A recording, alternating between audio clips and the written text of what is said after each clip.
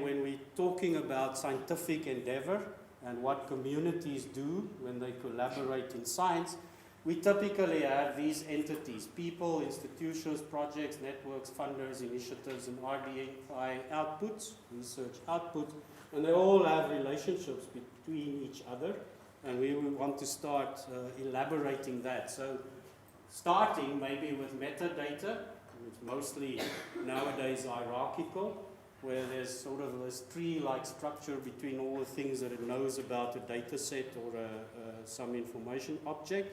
And we want to move that around so that it reflects all of these other implied relationships as well. And from that, we can start building our community support tools. Okay, so thanks. We're starting with a World Data System. We're going to integrate their membership database with their members' metadatabase and build this repository of relationships in the world of science that we're then going to start mining to build views on communities of practice, linking to institutions, people, whatever the case may be. As I say, quite ambitious, but hopefully successful in the end. Okay, thanks. Falls under our subject called Geographic Information Technology. So we have a substantial amount of Earth observation, but we don't call it Earth observation. We call it falls under the same banner as GIS. So yeah, I think you can take it as a major for Earth science. Yeah, that's true. The Earth science students can take the mobile models. I was wondering because if I was just wondering if they just do everything with GIS and Earth observation and don't do anything, maybe the science end and not be able to interpret. Yeah, that's a very good example of having to fit into a structure which only allows you a certain amount of credits and a certain amount of time. We used to be more strongly cross-pollinating with geology. When I did this degree 10 years ago, I could basically do an almost full geology degree with a substantial GIS component. Now we've had to make sure that we fit enough Plato requirements in there. We have some domain-specific things, but I mean, it's very difficult. I would like to have a forestry remote sensing, a geology remote sensing, but at this stage we're settling for GIS remote sensing. And then in your postgrad, you suggested to find an application domain. That's still an issue. Thank you very much. Thank you. Cool.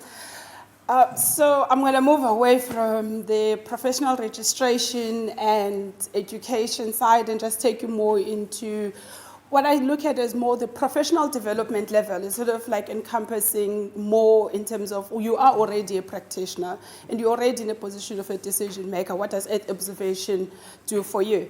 So the group on Earth observation, I think we did get a short presentations yesterday from the DDG, Val, in terms of GEO and how the SA-GEO also came about. So also we, under the GEO Capacity Building Committee, we started a project called the Group on Earth Observation Network for Capacity Building, GeoNetCab. The project was a 3-year project, started in 2009 in November and aimed to finish in October 2012, but it's been expanded by the European Commission to about March or April 2013. The key focus area was to look at specific regions, Southern Africa being one of those regions, this French-speaking Africa, Central and Eastern Europe, and the spin-off to Latin America and Asia. The consortia is mainly led by ITC, as you know, because it's the European Commission project. The biggest part of the component of the project and the budget goes to the European countries for this particular one. But we had SANSA in South Africa and Umvoto for the Southern African region, and Crystal F looking at the French-speaking Africa region. And all in all, we had about 8 to 9 participants in the project. The project team also set up what we called an advisory group, and this is mainly the members of the GEO community, specifically the ones who had been in what's now called the institutional development, but used to be called the capacity building group within GEO. And mainly this was a group that was meant to look at whether does the project meet the objectives, is it still aligned with what GEO is trying to achieve, are we adding value within GEO itself, and are we looking at the regions that we meant to? So they were meant to really just guide the project and make sure that we stay within the terms of reference. There are a couple of aspects that we wanted to look at, but the key things was really to identify the bottlenecks, to identify opportunities within the Earth observation space, and also to engage in what we call marketing and brokerage. So the whole idea really was to say, well, we've got Earth observation, what can it really do for you? And most of the time we'll find as we go through the slides that we as scientists, especially in the Earth observation field, we know how to process the images, but we struggle day to day with engaging with the decision makers in terms of getting the budget that we need, in terms of Earth observation being used in the fields that it actually makes sense on the day-to-day basis when we talk about service delivery in the country. So GeoNetCap aimed to actually try and see if they can be the gap between the scientist and the decision maker. So we undertook the work by coming up with a workflow that was packaged in what we call the work packages, work package 1 to work package 5. The first one starting to look at the status quo in the various regions, and going into connecting and building, where we picked up what we call quick win projects or success stories that we can actually use for the marketing and the brokerage exercise. Then we went through the awareness and dissemination. Some of you attended the workshop that we had for the SEDEC region at SANSA at the beginning of June this year, and then the evaluation and follow-up of the continuous brokerage, which is currently where we're at the moment. Why Earth observation?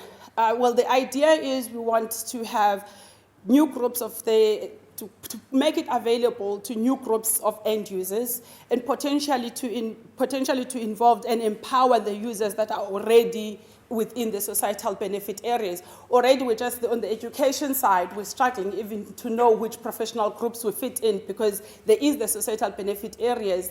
Similarly, there are the science disciplines or other educational disciplines that we come from or we function on most bases, but then there's Earth observation added on top of that. And also to achieve this, we need to build on the strengths, and this is what GeoNetCap looked at. We didn't really look that much in terms of the gaps and spend too much time on the gaps. The key thing was what we know works, how can that be built on going forward? And of course the GEOS, but this is also on the technical side because that's more on the infrastructure, which is the platform that's meant to be used for all. And to stress again, GeoNetCap was just meant to facilitate the capacity building and brokerage side of a system like a GEOS system. Because within GEO there is the question that we will build this system, but who's going to use it? Because it's definitely not meant for me as an Earth observation user. It meant to go beyond me, because for me, I already know what I need to know. I already know where to access the data. But what about the people out there? That's what the system is meant to use. So GeoNetCap was meant to actually create that there is a user at the end when GEOS comes out. So who are we looking at? There's the decision makers. There's the professionals, the people in this room, and then there's the communities, the people that we serve. And knowing at which space you actually are at any given time, who are you in these three groups at any given time? Because some of us wear different hats at different times. And also, how do you communicate between these two groups? How do you tell a decision maker that the Landsat is actually going to be useful for you? Do you know how you say? Because if you say to your boss that, well, I want Landsat because it's a 30-meter spatial resolution, does he know what you're talking about? He doesn't know what you're talking about. But if you say to him, well, I would rather use the spot imagery, it costs us more, not in this country, fortunately, but in any other country, it costs us more for the spot imagery, but I'll be able to map the houses in the spot image, the individual house. But if I use the Landsat, I won't be able to map an individual house. The decision maker understands this language. So we need to know who we're talking to at any given time and what language to use. There are a couple of definitions and things when we talk about capacity building, human capital development, capacity development. Ultimately, I think they all mean the same thing, it's just that we prefer the semantics sometimes. So for us, capacity building is purely learning and being capable of adding something new and relevant to a previously defined purpose. Something is already there, you need to just learn it and be able to take it and apply it to your own circumstance. The brokerage is more linking the providers and users of a product or a service. Get the people to talk to each other. With capacity development or capacity building, there's one aspect that we normally forget most of the time, and this is the third bullet point on the presentation, which is looking at local empowerment, local ownership, empowerment, and making implicit knowledge explicit. I think I've already given the example. But most of the time, we sort of like just think if you trained people on a course, then that's all that there is to it. The follow-up, so we try and look at, well, the course was provided, but we never go to the follow-up in terms of, did they actually even use what they came to the course for? Were your participants in your course relevant in the first place? And if it's a project, and this is much more relevant in Africa, if it's a project that actually has come and you're working on and it's been brought into Africa, is there local ownership to make sure when that project is finished, that project continues? This part of capacity development we normally leave behind. The group on Earth observation envisage a future where Earth observation capacity building efforts are coordinated. The available capacity programs to all users of Earth observation and societal benefit areas are enhanced. This is also the similar things that we heard yesterday from the plenary, and most of us are saying the same things even today. GeoNetCap aims to try and facilitate this process, but also at the same time look at the economic and the societal benefit of Earth observation. So, GEO itself, we're quite, I think we've almost done with the 10-year implementation plan of GEO. It's looking at capacity building efforts and coordination of those. And one of the key things that GEO also looks at is the developing regions. So we did a small exercise within the GEO community itself where we looked at the participation of developing countries and the capacity building tasks within the GEO work plan. And if you look at the bottom one, which is Africa, we have 94 tasks on GEO that are focusing on the developing countries, pretty much focusing on Africa. But only 16 of these tasks have Africans participating in these projects. 94 projects in this capacity building, 94 projects are focused in Africa. 16 of those have Africans in it. We still call it capacity building. So GeoNetCap, we looked at 4 ways of trying and doing this brokerage and also the facilitation. One, we looked at the marketing of Earth observation products and services, and this is the framework document that we looked at. The second one was to develop a capacity building strategies. And the strategy is generic, but each region can then take it and employ it to its own areas. Then we also worked on success stories, the toolkits, the road shows, there's the workshops that were done, there's the capacity building web as well. And then the regional studies. The regional studies and the capacity building strategy, one needs to work on it on both. The regional studies, that's where we looked at what the bottlenecks on each region are, what are the opportunities, especially the immediate opportunities and also the long-term opportunities. And part of the dissemination process was to actually let people know of those opportunities in the regions. And there is quite a lot that is going on. There is a lot that is going on. So like I've said, the marketing studies is just an assessment of the market potential for Earth observation products and services, and the report is out. So, and we keep updating this report, I think, every quarterly. So an updated one is on the website. The regional studies and synthesis, it's a summary document with comparisons and lessons learned. So just some of the bottlenecks that I picked up. I intentionally did not look at the opportunities because I think when it comes to opportunities, this symposium itself is an example of opportunities that exist when it comes to capacity development. And most of the presentations that were given here tell us exactly what's currently available for us and what's not. So we split the bottlenecks that we saw into three things: infrastructure, individual, or what we call human resources, and also institutional, because these are the three spheres of capacity building. The usual things come throughout for all the countries. So we did a survey out, we sent surveys out, and some of the people even in South Africa responded. The response was very, very poor, so the response wasn't good at all. But we were also lucky for South Africa because we did the institutional audit study, which the IEEE was responding to as well.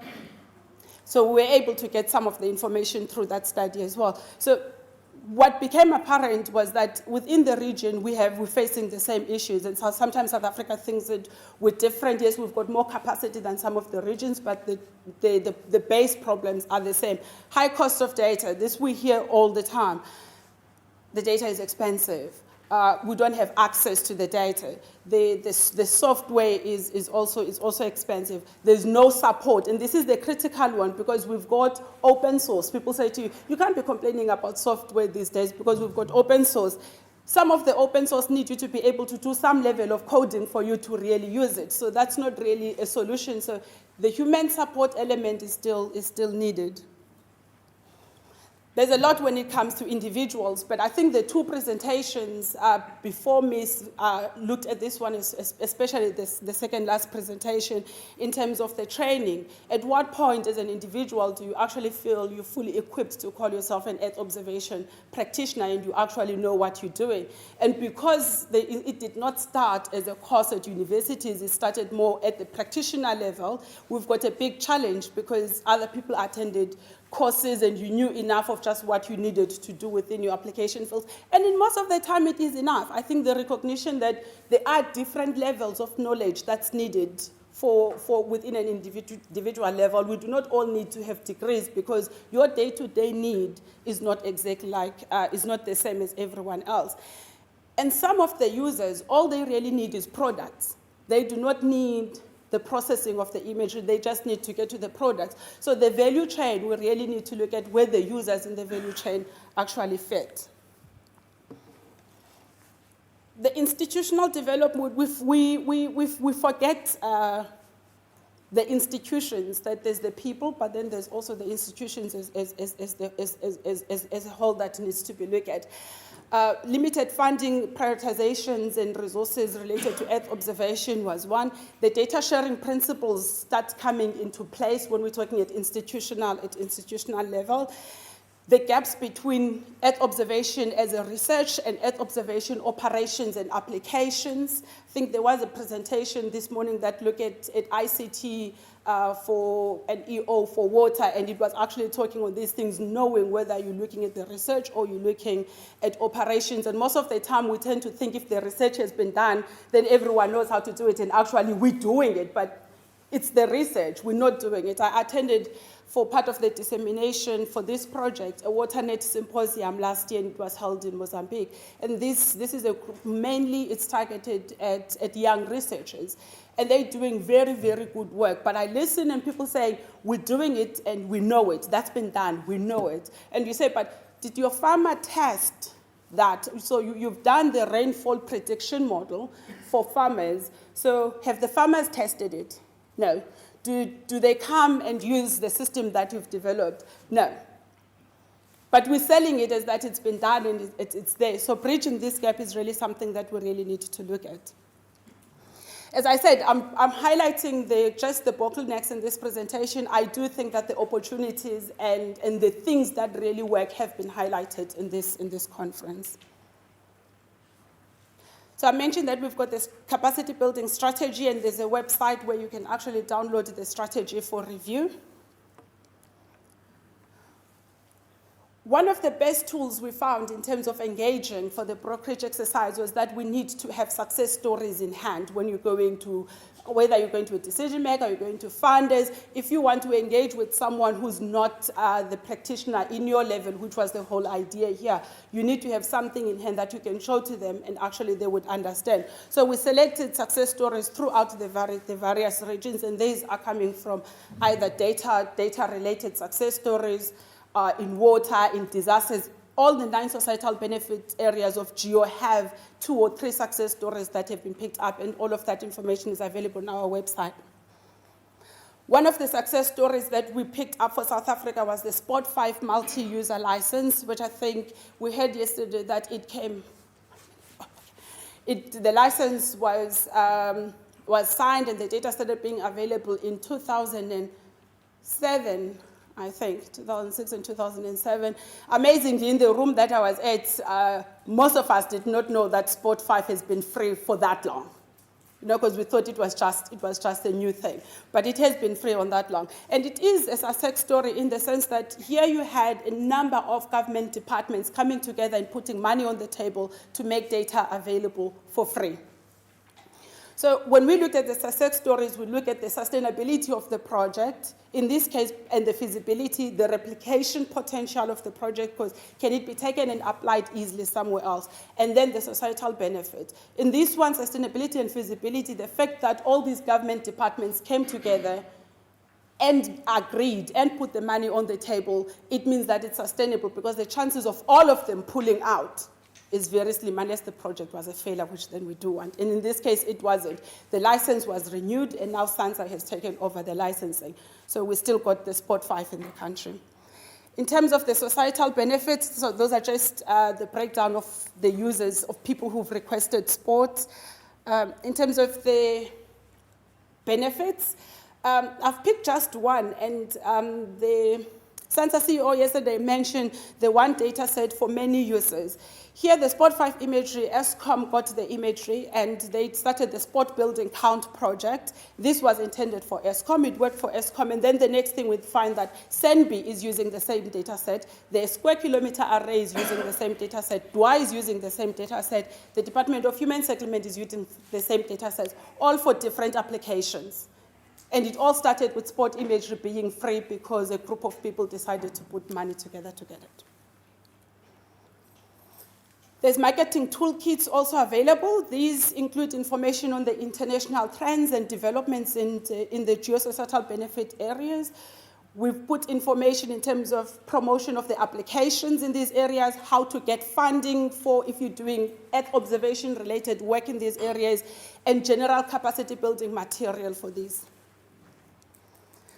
As I mentioned earlier, we do have a capacity building website, and there's data or links to people who provide free to low cost data and software. There's tutorials and reference training material and general references in terms of Earth observation.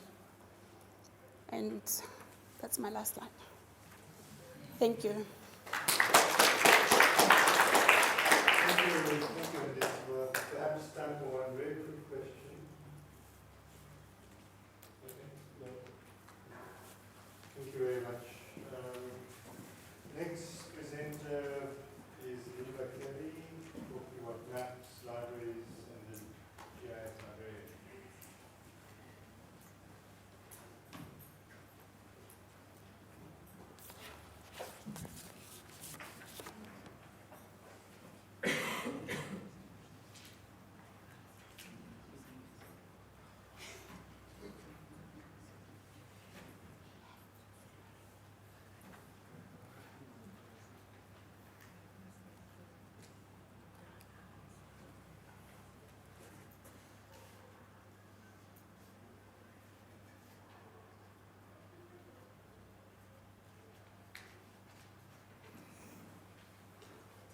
Okay, good afternoon, everyone.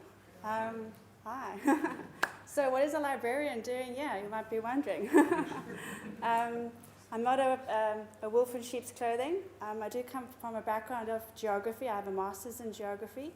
And I'm hoping that by the end of this presentation, you have a better understanding of why it is that I think GIS librarianship is such a good idea. So this is just an overview of what I want to present.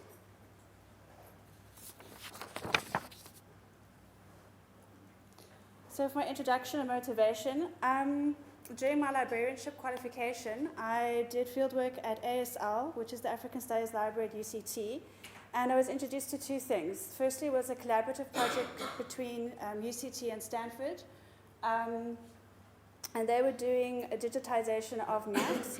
And I was also introduced to the profession of a GIS librarian. And I realized that there's a significant research potential for the intersection of GIS services, geospatial data, the digitization and georeferencing of maps. This can be applied in virtually all disciplines. And for my library course, I had the opportunity to do a self-study research project. So I decided to look at the literature, and I realized that there was a very highly based American bias in the literature with regard to GIS librarianship. So it led me to the question is, what presently constitutes academic cartographic libraries?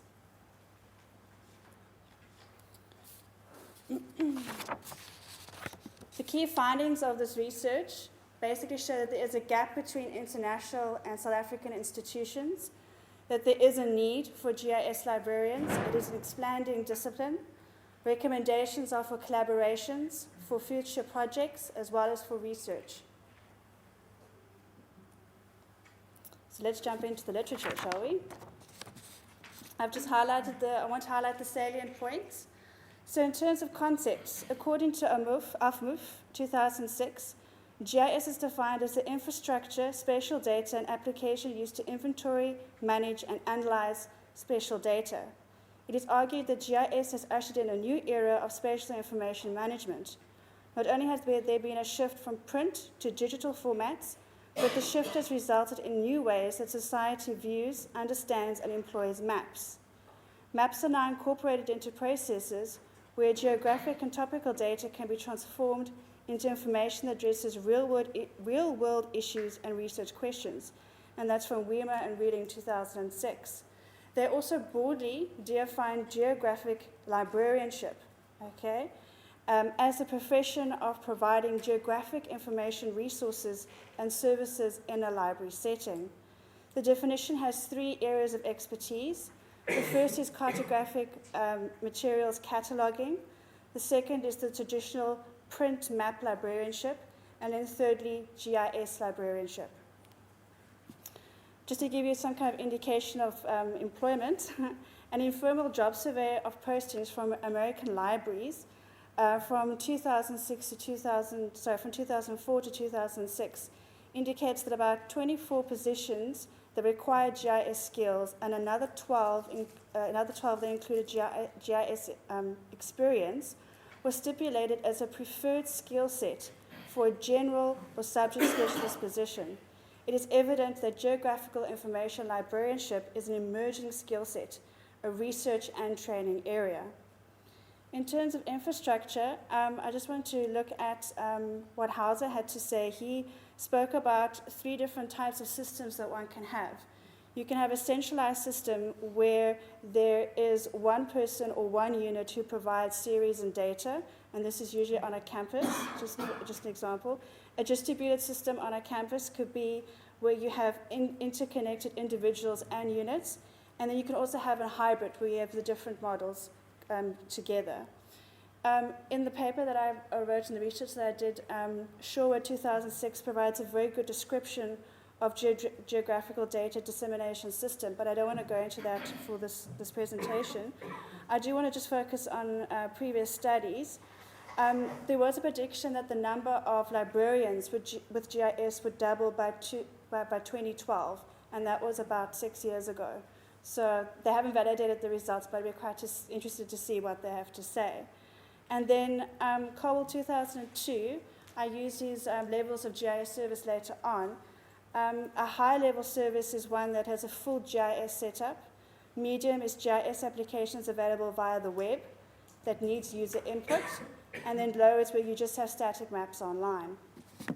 Just to summarize, Solar and Rodovan 2008 state that recent developments in information and communication technologies, especially the internet and the web, have brought about significant changes in the ways we generate, distribute, and access and use information. This new era, the digital era, is changing the paradigms of librarianship. The changing paradigms have impacted academic libraries. Therefore, given such developments, this study aims to better understand what presently constitutes academic map libraries.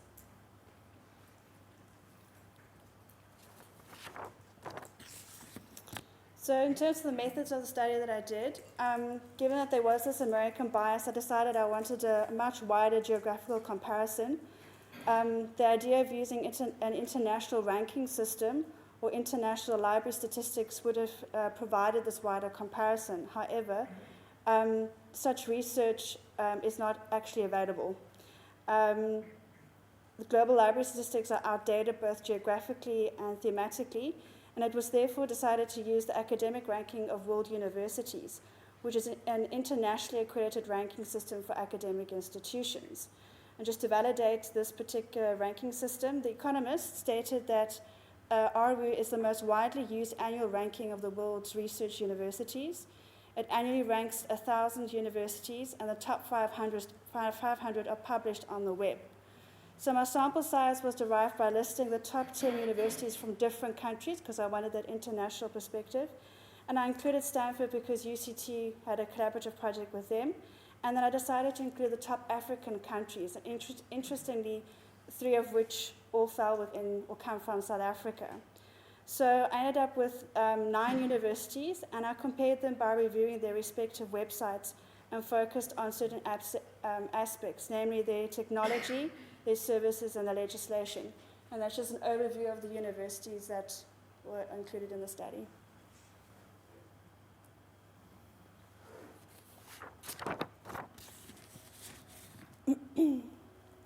So for technology, just before I go into the results, the literature has indicated that while libraries may not provide map or GIS services, a center or GIS lab or department on campus may facilitate such services.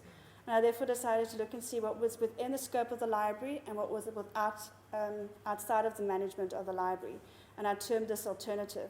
So you can see on the ones that I've got library, which is within library management, and then alternative outside library management.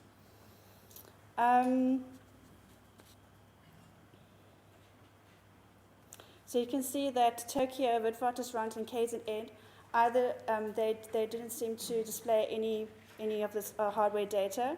Most universities, however, indicated that computers, printers, scanners, and photocopiers, or a combination of these tools, were available in the library. Alternative hardware for the US and UK universities included printers, computers, and scanners. And only 2 of the 3 South African universities have some kind of library hardware, and UCT seemed to rank highest in this.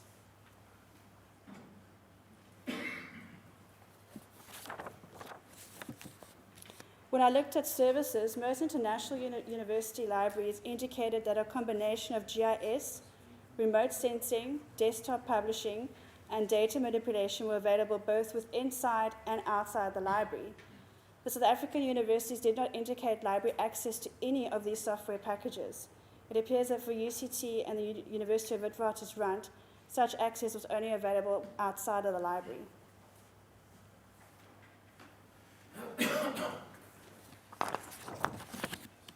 So using Carwell's high, medium, low ranking system for describing different levels of GIS librarian service, these services were then ranked according to their range and accessibility.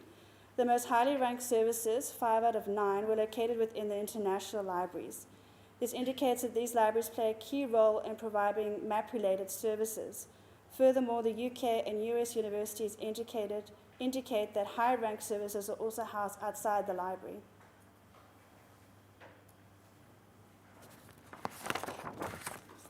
So when it comes to legislation, the legislation pertaining to map-related services and collections were ranked according to accessibility and detail. While most universities provided policies related to their collections and services, these did not directly pertain to maps or cartographic data. The legislation of most universities, 4 out of 10, were therefore ranked as minimum.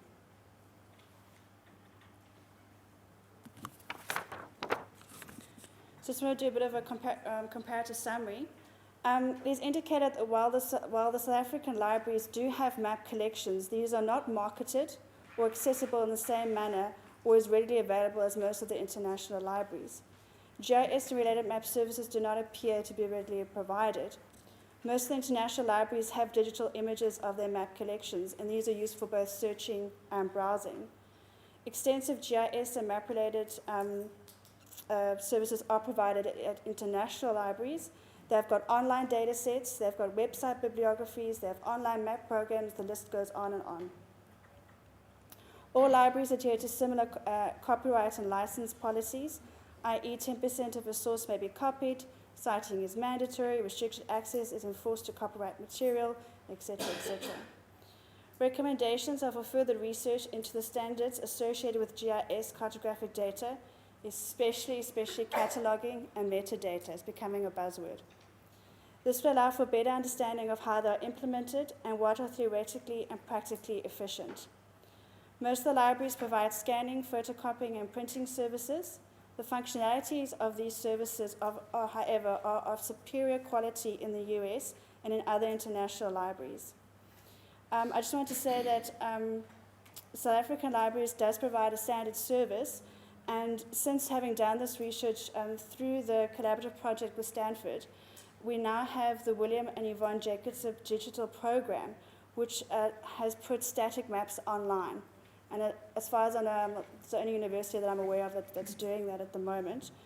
We have digitized maps, and there are going to be 3 collections. At the moment available is CapeTown street plans of South Africa, and these date back to the early 1900s and before then. We've also got African historical maps, and the really exciting part is that we also have access to Stanford's collection, or part thereof. Okay.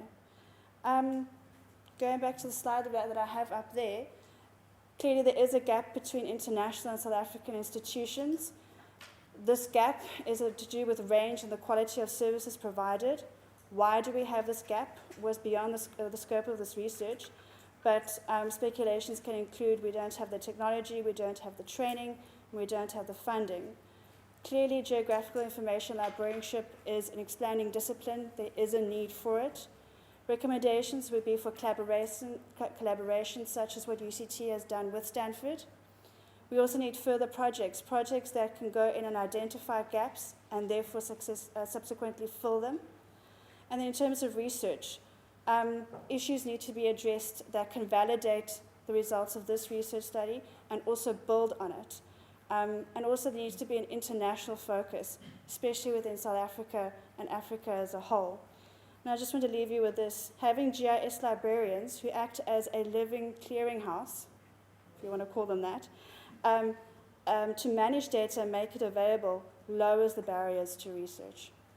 Thank you. Thank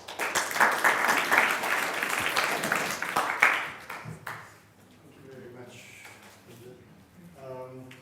Any questions? 2 questions there. Yes.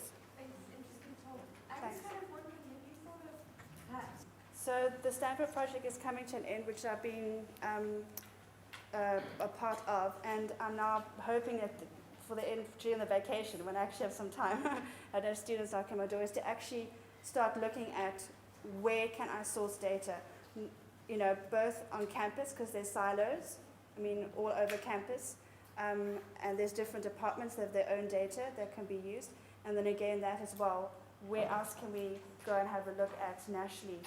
Can we access that information? Does that answer your question? it does? Can I also just have a quick follow-up on that? Very quick. SANTA provides annually this for this. I'm going to be talking about spatial literacy. I'm not a school teacher, I'm a university lecturer, but my investigations have led me down back to school level. Okay, I come from the University of Fort Hare, okay, which is in the Eastern Cape. It's a very rural university. It's where Nelson Mandela went and various other figures. It was built there during the former homeland times, which is why it's in its location. I wasn't going to speak too much about what we do there, but in response perhaps to particularly Jacques's talk, I think maybe I have to explain a little bit about what we do there. We in 2000, in fact it was 1998, we came into what was then a defunct Department of Surveying, but they'd morphed it into GIS and now they needed some help. So from there we built the thing up, and we came in to take over with the undergraduates, but we decided that we needed to have an honours degree and we needed to have it in remote sensing because there was nothing that was happening like that. So we went through all the SACWA qualifications, we got everything accredited, so we've been running that course now for 12 years. It is a specific BSc honours in applied remote sensing and GIS. It is not an honours in environmental science with one model or anything like that. It is a dedicated course. Okay, so that's the first thing I think people really need to be aware of, because I see he said there is no single initiative or a program that provides EO professionals of an international caliber. I can't talk about the international caliber, but I think we should ask our DSWIL Paranoia whether they think they're not of international caliber.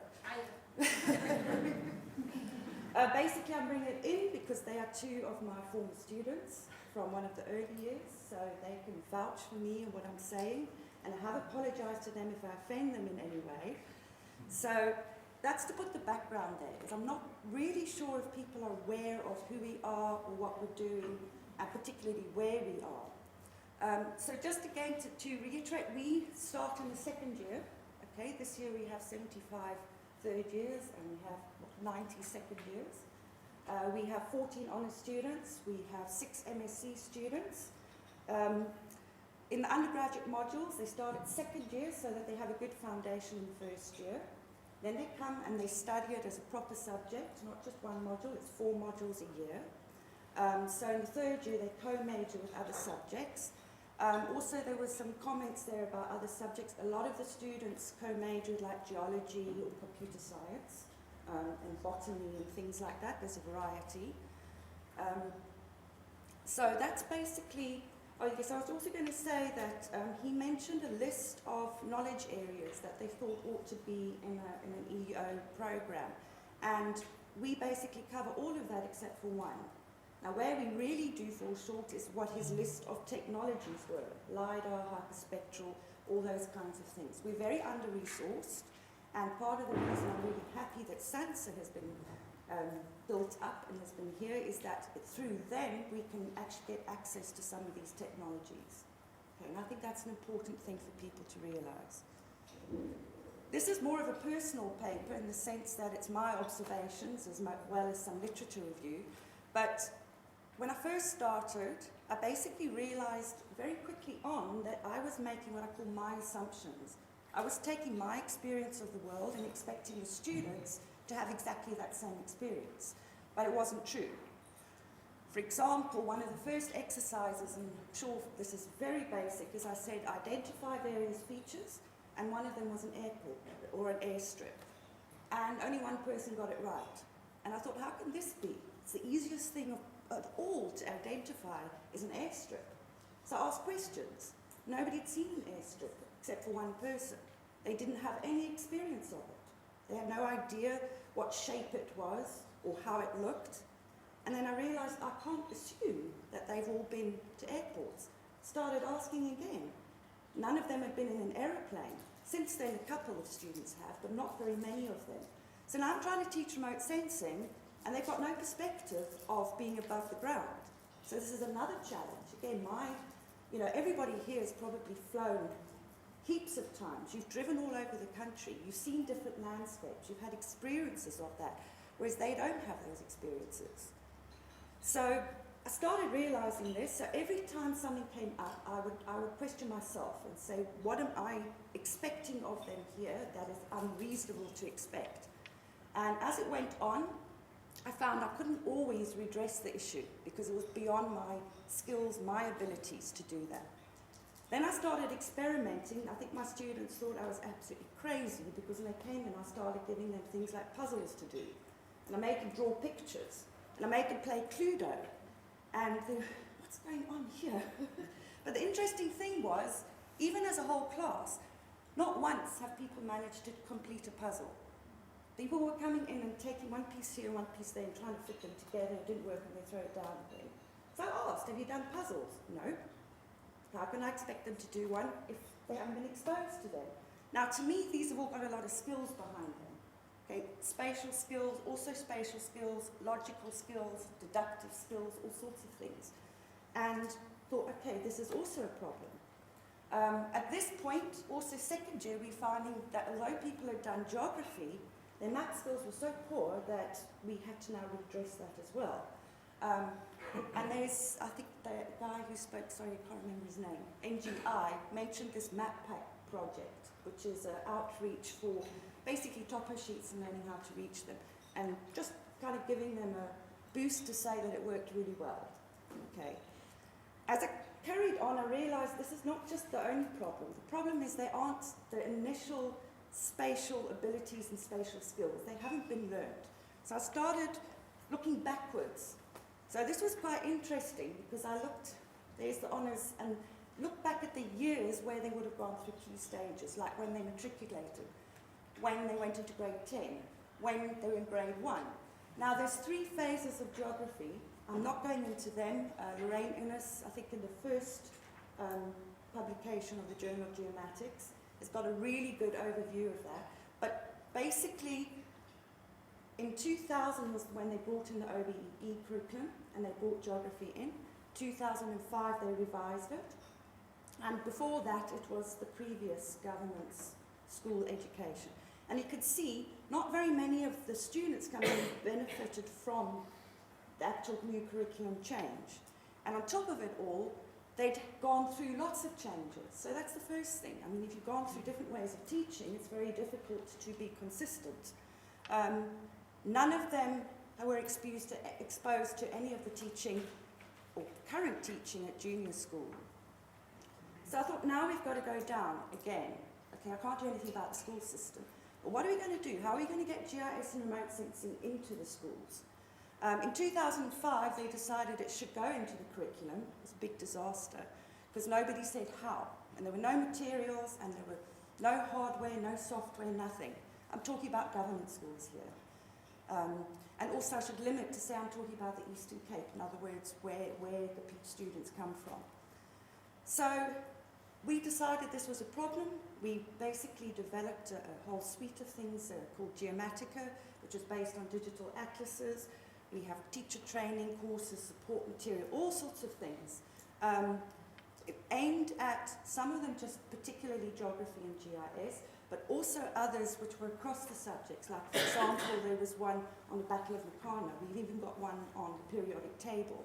But that was like using GIS to teach other subjects. Some of the private schools who've got it, it works very well. But you have to have a dedicated teacher, and you have to have the equipment and the resources. KwaZulu-Natal did training of their teachers, but then they had nothing to implement it with. So basically, Esri also had an initiative, but none of this has worked in the government schools. And it's not only just here, globally as well. I imagine that the USA would have had really good success. But this report that they've put out, Learning to Think Spatially, gives lots of situations, but it also acknowledges that there's a relative failure also in the USA. And not just there, Hong Kong, Netherlands, UK have also shown that there's big problems in bringing it down into schools. And 5 things have been identified as to how we achieve success. So it's time, being teacher and student friendly, spatial thinking skills, encouraging students, and reducing the barrier of practically using it. That's the most obvious one because there's just no computers, people don't have the time to learn them. But what was interesting, just going back there, is that these 2, spatial thinking and applying skills, were identified as the 2 major problems. In our case, in the Eastern Cape, we've got lots and lots of other issues and barriers, which I'm not going to go into. So then going back down, like, what is spatial thinking? What are these skills that they're talking about? Why is it that, and it's not just, I'm emphasizing, it's not just in South Africa or the Eastern Cape, it's across the world, that they were seeing that the school children coming up were very, very weak in these abilities. With the whole expansion of GIS remote sensing, people are very aware now that we need to do something. Okay, because we're becoming part of a global culture, we need to understand our environment, climate change issues, everything. So I've had a look to see what people are doing and what they're studying. First, they have things like what are fundamental spatial concepts. I'm sure we can all identify with some of them. That was just one. There's a lot of what they call taxonomies of what they think are core things in spatial thinking. And all of these can be related in some way or other to traditionally GIS concepts or geography concepts. Again, emphasis has been on the higher grades, but they've seen already that students coming up into the higher grades also don't have the abilities. So we have to go back down again to say, okay, now what? You know, we're seeing that even at high school, they're not getting the spatial abilities. And recently there's been quite a lot of research started by psychologists, educationists, all sorts of people to think, what is the spatial awareness? We need to have it. How does it work? How do we teach it? It's been proven that everything goes up. So if they have good spatial skills in junior school, it follows all the way up to university. And it's been proven here as well that preschool is the time to actually install these skills, just like numeracy and reading. Maria Montessori, I don't know how many people have children here or aware of schools, but this is a very, very good structured preschool. She did a lot of work, and she came up with two things. Young children from 0 to 6 have very absorbent minds. They're like a sponge. They take things in consciously and unconsciously. And they also have what they call sensitive periods. And during that, the brain is sort of open to a particular type of input. It could be language or it could be movement. And if you catch children at that age, you can literally pour all this sort of experience and knowledge into their brains and they will just soak it up. If you miss that time, it's much harder. You have to deliberately teach them. So those are all the other sensitive periods. Spatial order is one of the most important. You see, it's from the age of 1 to 3. So you've got to catch them then. How do they learn things? I'm not going to go this because I wasted some time at the beginning, but you can see how it works with, being with the mother, leaving the mother. Then they start exploring things. They start to see things like lines. Toys are really important. This is what comes through the whole thing. It's not just fun, it's really important. But the main things were that basically very early on, we have to get there. And it's not inherent. There's a little bit of it is inherent, but most of it has to be taught. And it's sequential. You have to start off at the beginning. You cannot teach something there and go back. You can only go in stepwise conditions. They've shown that there's a lot of difference between if you've got what sex you are, what experience, age, socioeconomic background, culture, all those things have a say in the spatial abilities of children. And spatial language is vital. Things that they suggest are a lot of interaction with adults, either school teachers or parents, using things like spatial language. I think we all do that inherently, your nose is on your face or, put that toy under the table or something. But that's spatial language and they have to learn it. And they say the best thing is as much what they call guided play. So people working with them on various games. Now these things here, now you see where the jigsaws came in and you see where the art came in with the honour students. These have also been proven, it's not me just pulling them out the air, as being essential. Also interestingly, apparently music can also help with developing spatial abilities. So these are the kinds of things, blocks, very important, these shape puzzles, tanagrams, 3D puzzles. These are all toys which they use from about the age of 2 to 6. Or when I say use, us who happen to be relatively wealthy, with good schools, with understanding of this, that is where it comes in. Another interesting thing, everybody thinks Sudoku is about maths and numbers. It's not at all. It's just to do with patterns, spatial patterns. You can have letters, you can have pictures. It's exactly the same thing. So how does this come back now to my honours students? Well, firstly, and remember we're now talking very, very rural Eastern Cape. So that sensitive period between 1 and 3 is certainly not utilised. So thereafter, it all has to be taught. It's a very poor province, which is another hindrance. People are not aware of spatial skills, and I say people, even people in our community don't think of things like that. Preschool teaching, if it's there, is very, very low standard. Adults do not know about interacting. Teaching tools are definitely not available. Also, other things like a different culture. Okay, and now as I was saying, I don't want to offend anyone, but these are how, this is the reality. You know, and you can't turn around saying it's not the reality. But for example, carrying the children on the back, normally from up to about the age of 3, means they only see the back of the head, and that whole exploration time of the 3-dimensional space, again, is limited. Stop laughing.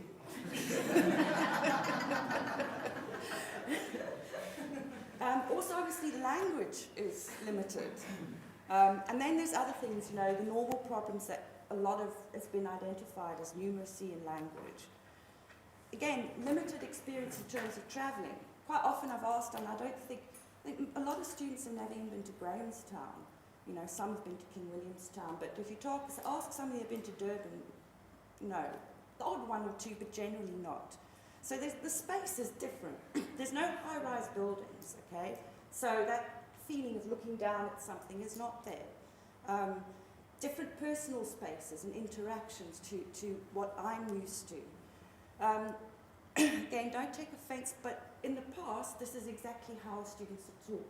They learnt how to regurgitate, and that does nothing for anybody. And that's getting better, but there's still a very big tendency. We see that with undergraduate students. If they're not regurgitating, they almost go into panic because they don't know what to do. So, oh yes, and the note about this, another interesting one, is about colour. I've also had problems where, let's say you ask a question, you know, if you're looking at vegetation in this particular colour composite, what colour is it? And quite often, again, I was surprised, answers were wrong. But it was because, one of the reasons, is because you go and look at the language, they only have traditional words for what they call the main colours. In other words, really traditional words. Example, I would find it interesting as well that green and blue are pretty the same name with an addition onto it. And the other colours, pink, purple, orange, are basically borrowed from other languages. So there wasn't the language to express the answer to the question. So people could show me, but not necessarily give me the right colour. So what can we do? Okay, firstly, I just think be aware of all these issues is a good thing. So we can be aware, we can try and find out what we do about it. I think it's very important for the whole community to be aware of this because you are the community who wants to have these students. You want to have top quality students. So if together people can start working together on that, we can find solutions. Other things we could do is get the education departments to be involved with researching this more because not a lot of research. We can look at things like cheap toys out of matchboxes and all that kind of thing. We can also start going back to bringing GIS and remote sensing into the schools from the top. So it's kind of an approach like this. There are existing outreach programs that we can tap into, and lots of people can do that wherever your community is. As I stated, sharing things with each other I think is also important. From my side, it started off as a sort of query. I was questioning myself, and I've been reading more and more into the research, and I think I would like to carry on researching this area. Okay, thank you.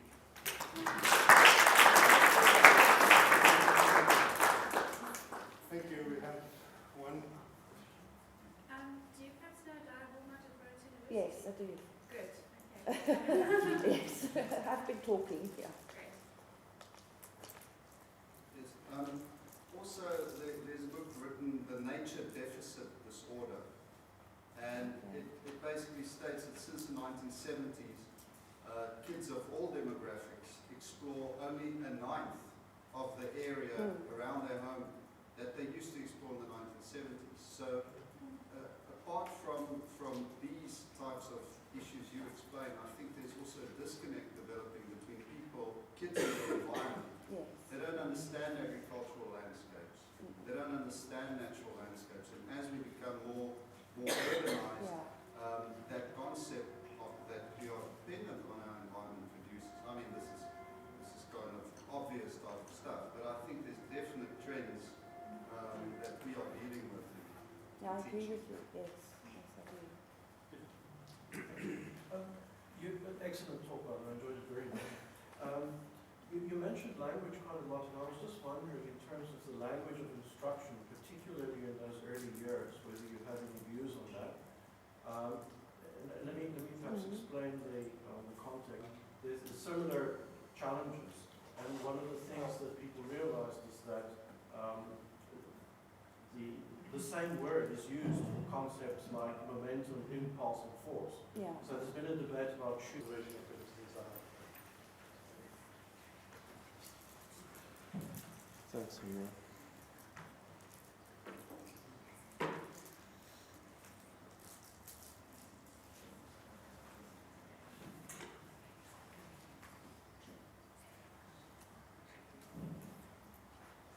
Good afternoon, everyone. I'd like to thank the organizers of this conference for inviting me and a few of my Saxo colleagues to participate, and we've been following the discussions with great interest. Those of you who saw the Jurassic Park movie may remember that the very first character who gets eaten by a dinosaur is a lawyer, which is an interesting bit of social commentary, because most of us in the space community, many of us, come from a physics or engineering, or science or engineering background, and so we don't tend to spend much time thinking about legal issues. But the reality is that the space environment, you see this picture showing Sumbandila in a pristine space environment, but the reality is that the space environment today has over 20,000 man-made objects in orbit around the Earth. And these are the ones that we can see because they're larger than 10 centimeters. There are millions of other smaller fragments that we cannot track from the ground. And so we need rules if we are to avoid chaos in outer space, and of course avoid possibilities of collisions and so on, because even things like moving the orbits of satellites can have an effect on Earth observations in terms of calibrations and so on. So the outline of my presentation today is to tell you a bit about the international regulation of space activities, the state of regulation in South Africa, say a few words about the South African Council for Space Affairs, which is the national regulatory body for space activities, and then to focus on the emerging regulatory framework for space-based, for space activities, and of course it will have relevance for Earth observation. So to start with some remarks about space law, and just to acknowledge that the space environment is completely different to any terrestrial environment. You cannot take maritime law or aviation law and just extend that into the space domain. It requires a special legal regime. And as I said in my opening remarks, space law is required to ensure the safe, sustainable, and orderly use of outer space. So there is also a growing diversity and number of space users, whereas in the early days of the space age, we just had the two superpowers, the Soviet Union and the United States, having operational space systems. And we now have over 40 countries with space agencies and a far larger number of countries operating satellites in space. You can see there on the slide the size of the space economy, if you like, as of 2011, almost $290 billion. It's a lot of money that's invested out there. And of course, lots of potential for accidents. And where there's a potential for accidents, liability issues will arise. And that's why we need lawyers in outer space and space law.